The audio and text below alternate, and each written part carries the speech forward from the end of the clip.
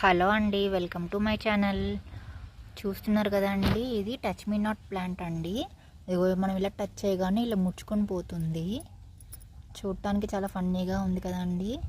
పిల్లలు కూడా చాలా ఇష్టపడతారండి దీంతో ఆడుకోవడానికి. ఇవేమో టచ్ మీ నాట్ ఫ్లవర్స్.